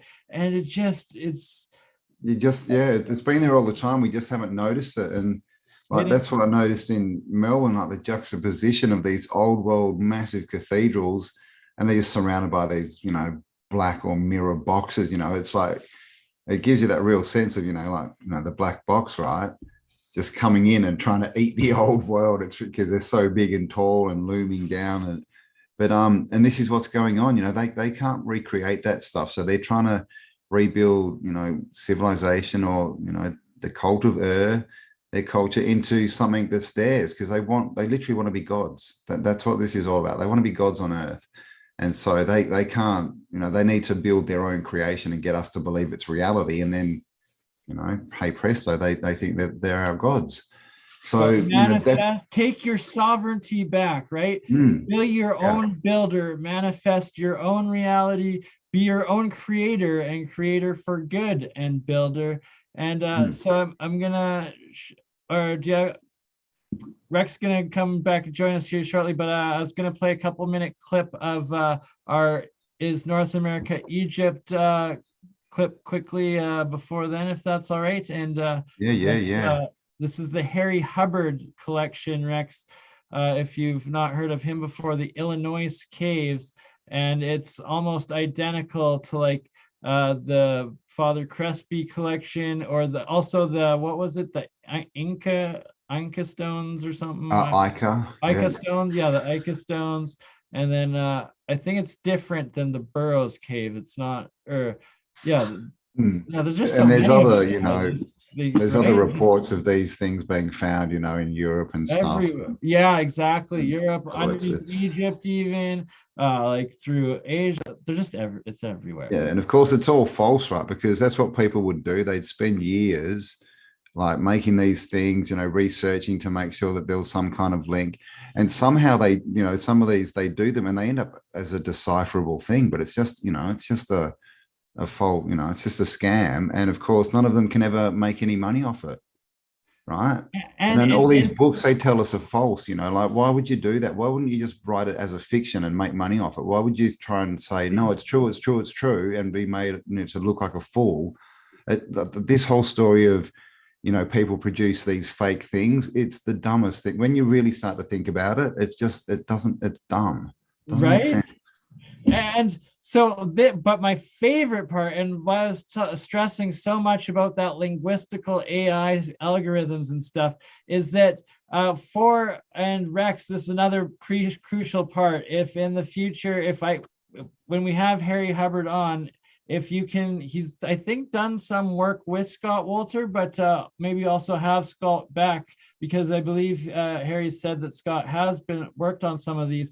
And it's that the fact that the claims that the forgers themselves, these shisty people with no morals sort of thing, yet are able to somehow pick up, learn these lost languages, write these false fake stories so accurately and like in the absolute perfect grammar of the supposed minute time era that they're claimed to be forged from, that lots of times, like, this is the second or first like historical case of that exact time frames written record of it, sort of thing, you know, that it's like, you hear it all the time, like they deciphered it and then they found out that it was wrong. Well, if it was wrong, how did you decipher it? You know, if it's made up, that you don't decipher just random letters put together or random shapes. Like, and another thing to keep in mind is all these shapes, right? I mean, we're heading back there. I mean, look at your computer screen, right? What's all over that? These little shapes, little icons. And those little icons mean a lot more than just, you know, like a blue square with an F. It doesn't just mean an F in a blue square. It means all this stuff, right? All this information is related to that. And that's what these old symbolic languages were. You know, they had so much information encoded in them. And of course, that's something that, you know, everyone that we hear about who's deciphering them, they don't really go into that. They try and read them as we read our alphabet, you know, like their letters and things, and so we don't even really have the true, you know, meanings of these things yet. Right. But I mean, same stuff, right? And like, look at this. This is like ancient, like runic and like ancient Greek, ancient Slavic. Like, it's all of these languages, like each carving, each one of them, like whether it's Crespi, Burroughs, this Illinois, or anywhere else, it's that there's usually a collection that represents like one of ancient Greek, a few like runic, a few Sumerian, you know, like a multitude of each of these extinct languages in these different like collections. So it's like, how did all of these separate different supposed forgers, each of them all learn 10 lost languages all on their own to then be able to act. Like, it's just the complexity and ridiculousness of these claims. Well, I mean, that's another good point, right? The truth is simple. So, I mean, imagine this as an alternate scenario, right? That you've got this civilization that spans the world. They have one language, and of course, we're told, in some books that language is confounded, right? So they've all got the same symbols, the same architecture, all connected to the same grid, and then there's a catastrophe, right? And the grid gets broken, and they all lose contact with each other. And so over a couple of generations, you end up with these people that are all separated, but they all have the same history, right? The same buildings, the same languages, the same symbols and logos and motifs, because that's what we see, right? But they're trying to say, no, that's not the story. This was all just random, that they just randomly all came up with the same stuff at the same time. So, I mean, what makes more sense to you? I mean, this is the thing. Look, with all their stories, they're just so convoluted, but they have to be to confuse us. So in the end, you just go, oh, well, the experts say this, Right? Like, why? And half of them being on like these gold tablets and like silver, but lots of them are on gold. And it's like, if people are forging like these, there's going to be desperate and broke. They're not going to have the resources to like go acquire this mass amount of gold and then smelt it down into these forgeries, ingots and stuff, yeah. Extinct languages that they've learned to be able to write these in-depth stories in extinct dialects that nobody except for oh my, it's just. And even these carvings on the rock, a lot of this rock is dolerite. Right, yeah, and which is extremely hard. Yeah, and same with like the granites, all sorts, right? Like it's not like they, we don't find these on sandstone, right? And on the easy stuff, it's like, and that's the other thing about the old world. The way we look at it, it looks like they do everything the hardest way possible, right? But I mean, obviously to them, it's all manual labor with exactly. From our point of view. Obviously to them it would be easy because that's the way that people work, right? You don't do things that are hard. You don't make buildings that are too big. Aztec Mayan kind of like crossover, right? That's a good one, yeah, because it's got like the Mayan sort of necklace or right? That's not like in a Roman nose. like this pre-cataclysm civilization, like was this from the time of Atlantis's, and then there was like the remnants afterwards, that there could have been this grand Atlantean Lemurian before the Younger Dryas collapse. Bernie, you got the Muppet in the background again. Oh, you've turned into Kermit the Frog. Oh no. I'll talk. Okay. Yeah. I mean, there could definitely be a pre, I mean, no doubt there was, but I think we're in what do they say, the 4th or the 7th Kali Yuga? Is that right? The 7th world? So that there's been, like depending on, right? There's many of them. So, I mean, I'd say that there was that as well, like a flood type scenario where people were dispersed and they sort of went across and found these civilizations that had been, dispersed earlier. And to them, they look like the gods because they still had the technology, right? Which is, the power of God. Exactly. Here's some more runes. That's what we're about.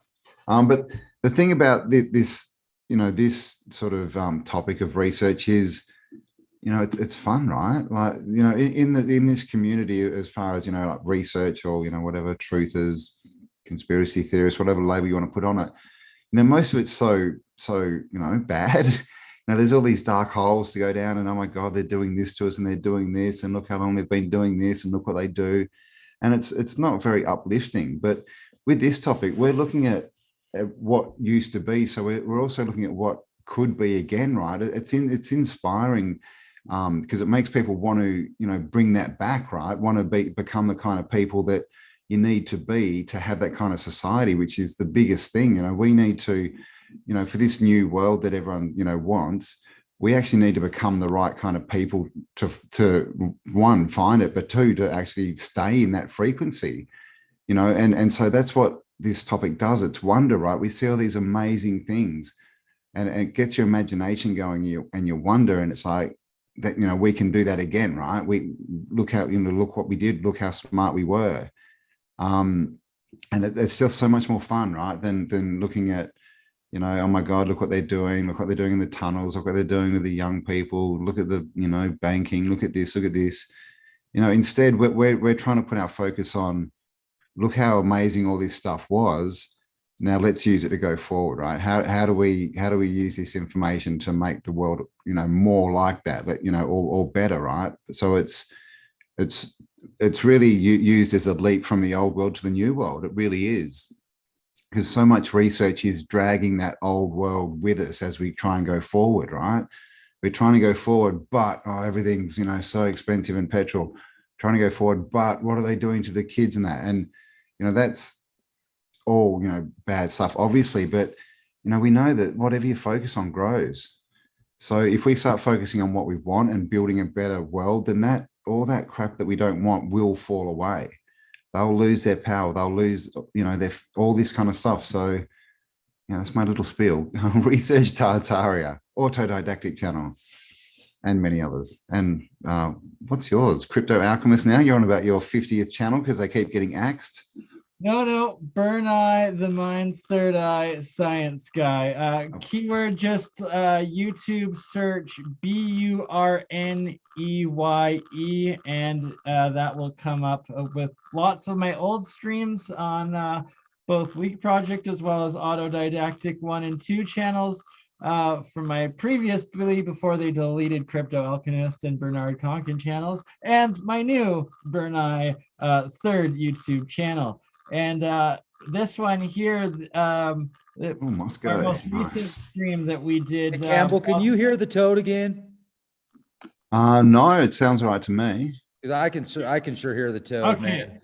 I'm gonna just quickly say it. What did you do different? I'm sharing. It seems to be when you share your screen. Yeah, there. Is it better now? It stopped sharing? No, it's not. Every time you talk, it does it. It doesn't do it when Campbell's talking. It only does it when you talk. He is Canadian. Maybe it's just his accent. Nice. All right. Well, you go and fix something, Bernie. What were you talking about? So he was just showing, what were you showing? Moscow.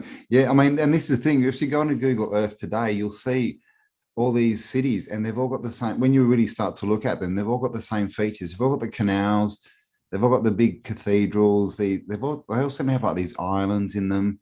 And it's just this, and then of course you'll find the stars and the star forts, and it's still there. Like we can still find all this stuff. So I do encourage you to, you know, get out there and have a look, and more than that, have a look what's in your own backyard, right? What's in your town and city, ruins, but also, you know, get off the beaten track, because, you know, we've got so many gatekeepers, right? We have, you know, obviously, you know, the books and the libraries and the archaeologists, you know, and the ones that we think of, but what about national parks, right? And park rangers? And because even if you're allowed in the national park, they always give you one little path, right, to follow.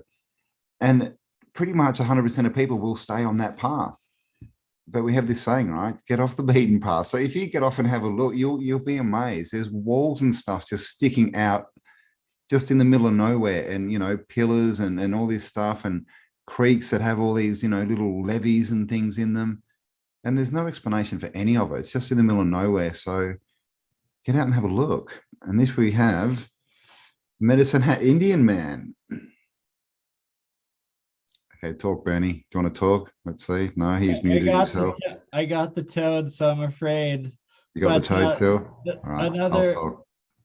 So yeah, just did wrapping up. This is another one with the geoglyphs and Faram, and that I'm going to check out by my do a meetup in Alberta and actually go down with a group of people to explore these Medicine Hat Badland guardians and the geoglyphs there. and it's only within 100 kilometers from where I live in Calgary, Alberta. They also have those big stone balls there, supposedly. So take a drone up, try to find some balls, try to find some megalithic geoglyphs, and try to get some confirmation from above aerial footage of these fantastic earthworks and indigenous faces. Dude. All right. Is his speech a bit better there, Rex? No, Rex is gone. And this is not an ear pod. That's actually a road. I'm here and it's better. Oh, you're there. Awesome. So this is an aerial shot. This is like a mountain range kind of thing, right? But it's an aerial shot, and you can see clearly that this face. And then there was another one that looks like a Viking. And these things, these shot towers and towers that are everywhere, you know, what are they all? So there's just so many questions. And I mean, we've just sort of touched on, you know, it's a bit of an entry point, but there's so many directions that this topic goes in. You know, it goes out into free energy, into, you know, transport, like airships and trams and train lines and excuse me, geoglyphs, all these hidden, you know, tablets that they find, like lower layers, you know, tunnels, underground levels.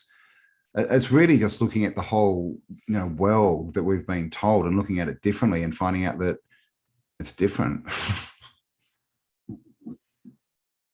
You're allowed to talk now, BurnEye. Apparently Kermit has left the building. Nice. I guess we've been going 2.5 hours now, or close to. Probably a good time to wrap things up. Rex, did you have any, last questions or anything about No, but I was super impressed and I would like to do this again. And I got to say, both you guys have been awesome. So I really appreciate it. The toad was annoying, but he just jumped in there a few times. So no big deal. And I'm looking forward to studying this more. This is one of the few topics that when it comes to ancient civilizations that I haven't really studied that much. And I think you're bringing some incredible information to the table, and I'm looking forward to next time. So thank you both. And awesome. Thank you. Let's do this again. Yeah. Definitely. And next time, maybe we can, you know, sort of pick a more specific topic and go down that road, because it just tends to be a lot if we don't do that. It's like a bit of a brain splat. But thank you for having us, Rex. And yes, thank you everyone in chat. Awesome. This is so cool. Well, thank you everybody for being here with us. Make sure to subscribe to BurnEye's and Campbell's YouTube channels and Autodidactic. You got it. Autodidactic means self-educated, so it's the perfect thing. He's got Autodidactic 1 and 2, as well as Spiral Up, which is his third channel, you know, for the emotional consciousness uplifting. Brilliant. Thank you. And BurnEye, the Mad Alchemist. Your new YouTube channel is called what? BurnEye, Mine's Third Eye, ScienceGuy, or just YouTube search BURNEYE, and literally hundreds of my videos will show up, whether they're on Rex's, on Campbell's, as well as some on Alien Scientist, plus my new channel also will show up. So I kind of like gamed the system by pre-naming everything and then creating the channel afterwards. So censor me all you want. I'm still there. Be the change you want to see, everybody. Cheers. Thank you. Thank you.